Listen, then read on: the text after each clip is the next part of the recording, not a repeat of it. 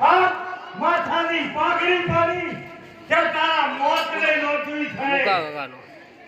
બાળની પ્રતિક્રિયા સાંભળી ગઈ તમે મારી ત્યારે માથે પાઘડી બાંધી બાળ પ્રતિક્રિયા લઈને જાય છે એ બાયલ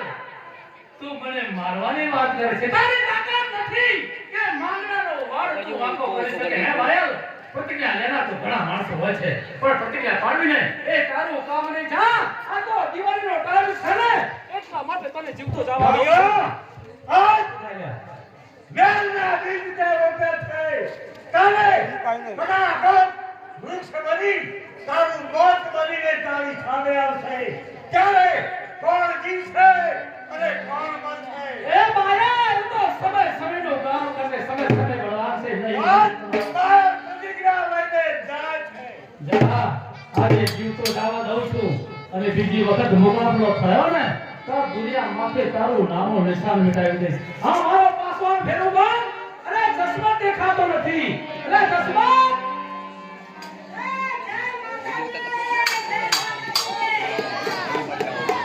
જય માતાજી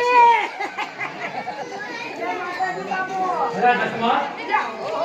અરે મૂર્ખા જેવો નથી ઓલો બાયલ કાઠી આવ્યો તો આપણા ગામનો ગૌધળ મારવા માટે આ દિવાળીનો ટાઈમ હતો ને એટલે એને જીવતો જવા દીધો હા જીવ તો સુકામ દાવા દીધા ને મારી નાખો તને બાપુ નહીં જસમા આ તો દિવાળીનો ટાઈમ છે હે એટલે એને જીવતા આપ્યું છે પણ જસમા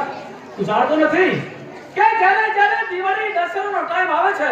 એટલે મારા મામા નગર ભૂખી રહે છે હે એટલે મામા એટલે મહેમાન ગતિ કરવા માટે જાઉં છું બીજા બાપુ તને દર વર્ષે જ્યારે દશેરા આવે એટલે મામાના રાજમાં તમે જાઓ મને કોક દાડે લેતા જાઓ ના હો કેમ એટલા જ માટે કે મૂર્ખા તું ખૂબ પટક બોલો છે અરે મામાનો દરબાર ભરીને બેઠો હોય હે અને તું વેણ ગવેણ આવડું બોલી નાખે ને તો મામા મારી કિંમત કરી જાય એટલે તારે નથી આવું અરે બાપુ હું તમારી મસ્કરી કરું પણ મામાના રાજમાં નહીં કરું બસ જો મારી હારે આપવું હોય તો એક સર કે તારે મામા પૂછે ને એનો જવાબ દેવાનો વધારે મારી બોલવાનું નહીં છે એનો જવાબ દે હે આ ઘોડો તૈયાર કર ઘોડે સવાર થઈને મામાના ત્યાં જઈએ ઘોડો લઈ લાવ કેમ?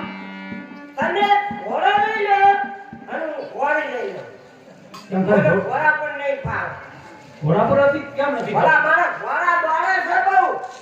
હા અને ઘોડી બીજા ધીમી ધીમી દોડે એટલે અરે તને ફાવે તો લઈ લે હાલ આવે છે અહીંયા ઘોડી જ લે હાલો હાલો તૈયાર થઈ જા